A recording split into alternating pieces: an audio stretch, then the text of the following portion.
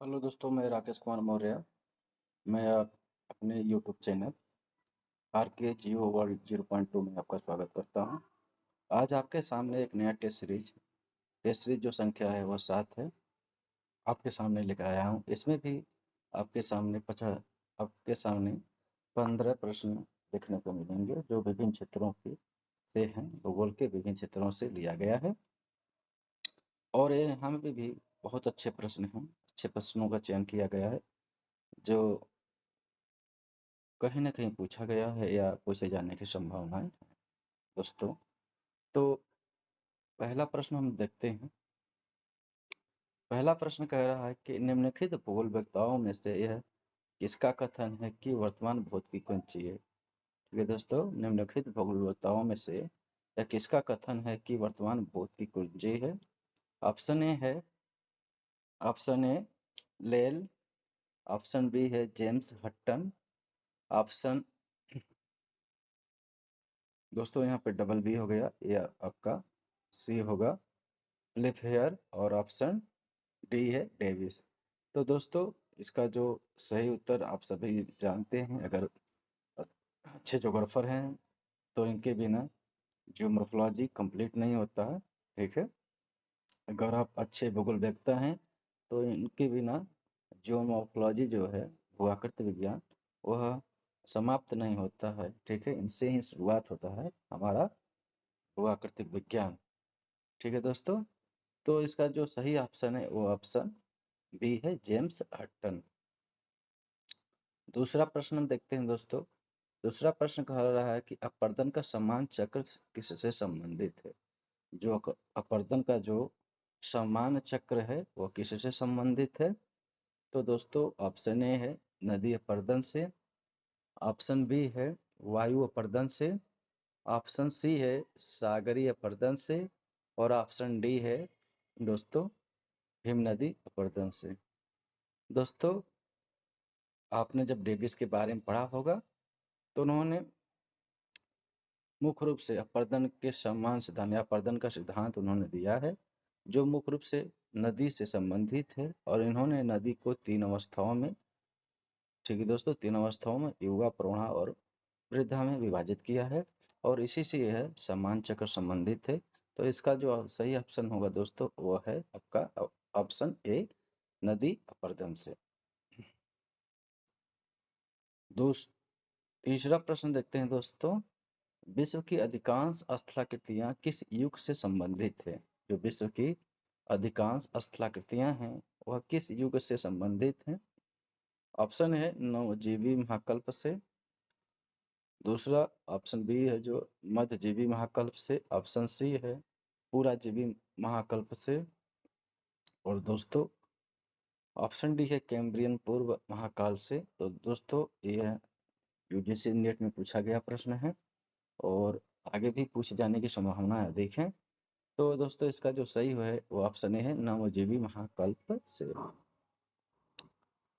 चौथा प्रश्न देखते हैं दोस्तों। चौथा प्रश्न कह रहा है कि कितने प्रतिशत ज्वालामुखी विनाशी प्लेट के किनारे मिलते हैं? कितने प्रतिशत जो ज्वालामुखी हैं वह विनाशी प्लेट के किनारे मिलते हैं? ऑप्शन ए है 60%, ऑप्शन बी है 70%, ऑप्शन सी है 80%, और ऑप्शन डी है 85%। तो दोस्तों इसका जो सही उत्तर है, आपने इस प्रश्न के उत्तर का चयन भी कर लिया होगा कि इसका उत्तर क्या होगा। तो इसका जो सही उत्तर है दोस्तों वो है ऑप्शन सी, 80%। 80% जो ज्वालामुखी और भूकंप हैं वह विनाशी प्लेट के किनारे से संबंधित होते। अधिकतर जो है यह मुख्य रूप रिंग ऑफ फायर से जाने जाते हैं, जो प्रशांत का जो चारों तटवर्ती क्षेत्र है वह यहाँ पे सबसे ज्यादा भूकंपी गतिविधियां देखने को मिलती हैं। पांचवा प्रश्न देखते हैं दोस्तों। पांचवा प्रश्न कह रहा है निम्नलिखित भूगोलवेत्ताओं में से कौन प्रवाह सिद्धांत का कटु आलोचक था? ठीक है दोस्तों, हो सकता है आपके सामने पहला प्रश्न आपको दिख रहा हो, पहली बार दिख रहा हो कि निम्नलिखित भूगोलवेत्ताओं में से कौन प्रवाह सिद्धांत का कटु आलोचक था? ऑप्शन ए है हैक, ऑप्शन बी है क्रोवर, ऑप्शन सी है जेफरीज और ऑप्शन डी है होम्स। सब दोस्तों, आपने इस प्रश्न का भी उत्तर का चयन कर लिया होगा, इसका उत्तर क्या हो सकता है। दोस्तों, इसका जो सही उत्तर है वह जेफरी महोदय जो थे वह प्रवाह सिद्धांत के कटु आलोचक के रूप में जाने जाते हैं। छठा प्रश्न देख लेते हैं दोस्तों। यह किसका कथन है कि पृथ्वी की सतह पर प्राकृतिक कारणों द्वारा चट्टानों का अपने ही स्थान पर यांत्रिक विधि द्वारा टूटने अथवा रासायनिक वियोजन की क्रिया को अपक्षय कहा जाता है। ठीक है, रासायनिक वियोजन की क्रिया को अपक्षय कहा जाता है। इसमें ऑप्शन ए है उल्ड्रिज एवं मार्गन, ऑप्शन बी है थॉर्नबरी और ऑप्शन सी है स्पार्कर्स और ऑप्शन दोस्तों डी है डेविस। तो दोस्तों, इसका जो सही उत्तर है वो है ऑप्शन सी स्पार्कर्स। स्पार्कर्स ने बताया था कि पृथ्वी की सतह पर जो प्राकृतिक कारणों द्वारा जो चट्टानों का अपने ही स्थान पर मुख्य रूप से यांत्रिक विधि द्वारा जब उसका अपक्षय होता है या टूट फूट कर विलग हो जाता है, वियोजन हो जाता है, उसको अपक्षय के रूप में जाना जाता है। इन्होंने यह परिभाषा दिया है अपक्षय का। दोस्तों, अगर आपने हमारे इस YouTube चैनल आर के जियो वर्ल्ड 0.2 को अगर सब्सक्राइब नहीं किए हैं तो सब्सक्राइब कर लीजिए। इसी तरह से आप और जो बेल आइकन है उसको प्रेस कर लीजिएगा, जिससे क्या होगा कि जो नए टेस्ट सीरीज हम इस यूट्यूब चैनल पे अपलोड करेंगे वो आपको नोटिफिकेशन मिल जाएगा। और नहीं, इससे पहले भी हमने 6 वीडियो इस पे अपलोड कर दिए हैं, जो बेहतरीन प्रश्नों का एक सेट है। अगर आप उसको नहीं देखे हैं तो आप उसको जाके हमारे यूट्यूब चैनल से आर के जियो वर्ल्ड 0.2 पे आप जाके वहाँ पे सर्च कर लीजिए यूट्यूब पे, वहाँ पे आप तो इसके ही लिंक से आप वहाँ पे पहुँच सकते हैं। आप उसको देखिए, बहुत ही अच्छे प्रश्नों का कलेक्शन हमने किया है, जो कहीं ना कहीं पूछा गया है और नहीं पूछा गया तो पूछे जाने की संभावनाएं हैं। दोस्तों, तीसरा प्रश्न है, बहुत ही महत्वपूर्ण प्रश्न है तीसरा। हो सकता है आपने इसको पहली बार देखा होगा। निवेशिका को स्कॉटलैंड में किस नाम से जाना जाता है? जो निवेशिका है, निवेशिका क्या होता है? समुद्री एक स्थलाकृतियां होती हैं, ठीक है। तो निवेशिका को स्कॉटलैंड में किस नाम से जाना जाता है? ऑप्शन ए है स्प्रिट, ऑप्शन बी है स्टैक, ऑप्शन सी है चिमनी सेल और ऑप्शन डी है जियो। तो दोस्तों, इसका जो सही उत्तर है, आपने सही इस प्रश्न के उत्तर का चयन भी कर लिया होगा। दोस्तों, इसका जो सही उत्तर है ऑप्शन डी जियो कहा जाता है। जियो निवेशिका को स्कॉटलैंड में जियो के नाम से भी जाना जाता है। डायरेक्ट परीक्षाओं में इस तरह से भी क्वेश्चन पूछा जाता है, जियो स्थलाकृतियां किससे संबंधित है? तो वहाँ आपको नदी भी दे सकता है, सागरीय अपर्दन दे सकता है, पवन अपर्दन के द्वारा या नदी अपर्दन के द्वारा। तो दोस्तों, यह सागरीय अपर्दन के द्वारा उत्पन्न स्थलाकृति है जियो। आठवां प्रश्न दोस्तों देखते हैं। किस धरातल किस किस स्थलाकृति को पेडेस्टल सेल भी कहते हैं? ठीक है दोस्तों, किस स्थलाकृति को पेडेस्टल सेल भी कहते हैं? ऑप्शन ए है इंसेल वर्ग को, ऑप्शन बी है भूस्तंभ को, ऑप्शन सी है यारडांग को और ऑप्शन डी है छित्रक शिला को। दोस्तों, यह प्रश्न कहीं ना कहीं पूछा गया है या नहीं पूछा गया हो, जहाँ तक उम्मीद है कि यह अ, उत्तर प्रदेश का जो हायर एजुकेशन असिस्टेंट प्रोफेसर है वहाँ पे यह प्रश्न पूछा गया है हमको, जहाँ तक मैं, क्योंकि हम एक बार क्वेश्चन देखे थे तो वहाँ पे हमको लग रहा है एक प्रश्न पूछा गया है। तो दोस्तों, तो हमको ये नया लगा तो हमने इसको इसमें समाहित किया है। तो दोस्तों, इसका जो सही उत्तर है वो है ऑप्शन डी छत्रक शिला को पेडेस्टल सेल भी के रूप में जाना जाता है। नौवां प्रश्न दोस्तों देखते हैं। मार्टिन विहेम द्वारा बनाया गया ग्लोब कितना सेंटीमीटर व्यास वाला था? जो थे मार्टिन विहेम जो थे, उनके द्वारा जो ग्लोब बनाया गया था वो कितने सेंटीमीटर व्यास वाला था? प्रश्न ये कह रहा है। ऑप्शन ए है 50 सेंटीमीटर, ऑप्शन बी है 60 सेंटीमीटर, ऑप्शन सी है 70 सेंटीमीटर और ऑप्शन डी है 80 सेंटीमीटर। दोस्तों, इसका जो सही उत्तर है वो ऑप्शन ए है, ऑप्शन ए 50 सेंटीमीटर। 10वां प्रश्न दोस्तों हम सब देखते हैं। जलवायु के साथ कृषि विकास दर्शाने हेतु कृषि मौसम विज्ञान पूना ने सन 1978 में भारत को कितने कृषि प्रदेशों में बांटा है? जो कृषि मौसम विज्ञान पूना है वह 1978 में भारत को कितने कृषि प्रदेशों में बांटा है? अभी तक ये प्रश्न हम कहीं नहीं देखे हैं और इस तरह के प्रश्नों का हम कनेक्शन किए हैं क्योंकि जो योजना आयोग और सुदूर संवेदन द्वारा भारत को 15 कृषि प्रदेशों में बांटा गया, मगर ये प्रश्न अभी तक नहीं पूछा गया है कि जो पूना मौसम विज्ञान उसने कितने भारत को कृषि प्रदेशों में बांटा है। तो हमको बहुत अच्छा लगा प्रश्न, इसलिए मैंने इसको समाहित किया कि आने वाले एग्जाम में कोई भी चाहे टीजीटी पीजीटी हो, चाहे जीडीसी, चाहे जीआईसी हो, चाहे असिस्टेंट प्रोफेसर हो, वहाँ पे इस प्रश्न को कहीं ना कहीं इसको शामिल जरूर किया जाएगा, चाहे वो नेट का। पहला ऑप्शन है 4 कृषि प्रदेशों में, 6 कृषि प्रदेशों में, बी है 6 कृषि प्रदेशों में, ऑप्शन सी है 10 कृषि प्रदेशों में और ऑप्शन डी है 15 कृषि प्रदेशों में। तो दोस्तों इसका जो सही उत्तर है वह है ऑप्शन बी, 6 कृषि प्रदेशों में बांटा है। 11वां प्रश्न ये बहुत ही महत्वपूर्ण है, अभी आपने ये प्रश्न कहीं नहीं देखा होगा। ठीक है दोस्तों, ये प्रश्न आपने कहीं नहीं देखा। 11वां प्रश्न कह रहा है कि निम्न में से किस भूगोल वेत्ता ने आर्द्र उष्णकटिबंधीय क्षेत्र को जनसंख्या की गुत्थी कहकर पुकारा है? जनसंख्या की गुत्थी कहकर पुकारा है। ऑप्शन ए है क्लार्क, ऑप्शन बी है त्रिवार्था, ऑप्शन सी है गार्नियर और ऑप्शन डी है जेलेंस्की।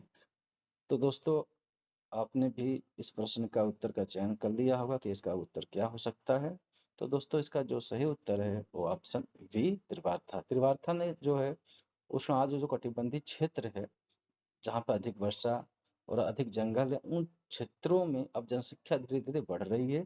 इसीलिए त्रिवार्था ने कहा था कि अब वो क्षेत्र भी अब अछूता नहीं है जहाँ पर जनसंख्या का वृद्धि न देखने को मिले, इसलिए यह जनसंख्या की गुत्थी कहकर इस क्षेत्र को त्रिवार्था ने कहकर पुकारा। प्रश्न नंबर 12 हम देखते हैं। किस वर्ष को समुद्र विज्ञान का जन्म वर्ष के रूप में मनाया जाता है? बहुत अच्छा प्रश्न है दोस्तों, समुद्र विज्ञान से संबंधित है ये। किस वर्ष को समुद्र विज्ञान का जन्म वर्ष के रूप में मनाया जाता है? ऑप्शन ए है 1870 को, ऑप्शन बी है 1871 को, ऑप्शन सी है 1872 को और ऑप्शन डी है 1873 को। दोस्तों अगर आपको चैलेंजर अभियान आपको याद होगा तो आप इस प्रश्न के उत्तर को सही कर सकते हैं कि चैलेंजर अभियान कब शुरू हुआ था। ठीक है दोस्तों, तो इसका जो सही उत्तर है वो है ऑप्शन सी 1872 में। 1872 में समुद्रों की खोज के लिए चैलेंजर अभियान प्रारंभ किया गया था और इसी वर्ष को समुद्र विज्ञान का जन्म वर्ष के रूप में मनाया जाता है। 13वां प्रश्न ये भी बहुत महत्वपूर्ण प्रश्न है दोस्तों, आपके सामने ये है। यह किसका कथन है कि भूगोल का कार्य क्षेत्रीय वितरणों तक सीमित नहीं है बल्कि क्षेत्रों का तुलनात्मक अध्ययन करना एवं क्यों तथा कहाँ आदि प्रश्नों का उत्तर स्पष्ट देना है?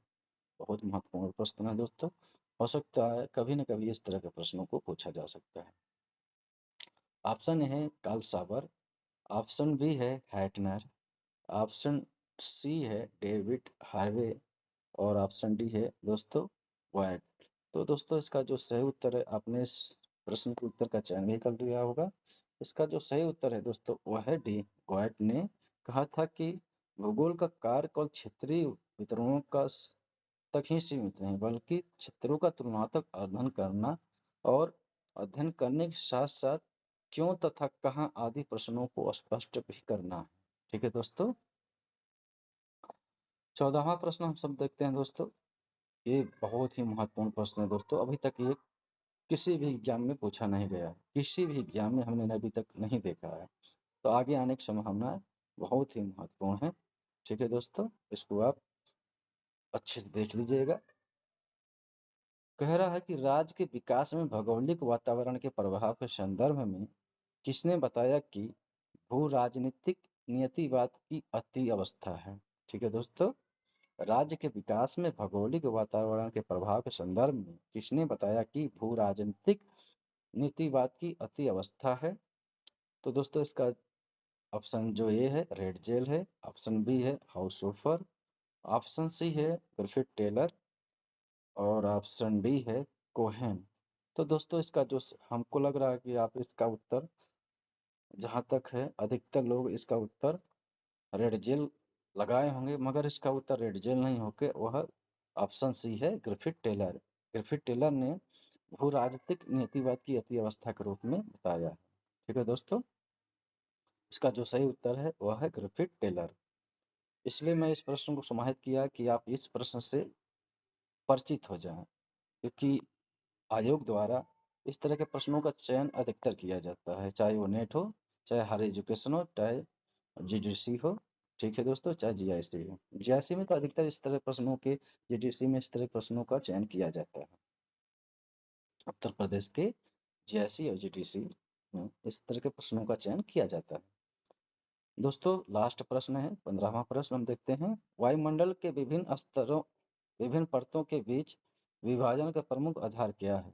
जो वायुमंडल है, वायुमंडल में जो 5 परतें पाई जाती हैं उसका विभाजन का आधार क्या है, कह रहा है। ऑप्शन ए है तापमान, ऑप्शन बी है वायु दाब, ऑप्शन सी है घनत्व और ऑप्शन डी है सभी, उपरोक्त सभी। तो दोस्तों इसका जो सही उत्तर है वो है ऑप्शन ए तापमान। तापमान के आधार पर मुख्य रूप से वायुमंडल को 5 परतों में बांटा गया है। दोस्तों यह टेस्ट सीरीज का आखिरी प्रश्न था और यह है टेस्ट सीरीज 7वां टेस्ट सीरीज, यहीं पर समाप्त होता है। दोस्तों लास्ट में आप कमेंट बॉक्स में जरूर कमेंट कीजिएगा कि आपके कितने प्रश्न सही हुए हैं। इससे हमको मालूम चलेगा कि आपकी तैयारी कैसी है। और इस आपको अगर यह वीडियो बहुत अच्छा लगा तो लाइक और दूसरों को शेयर जरूर करिएगा दोस्तों। धन्यवाद।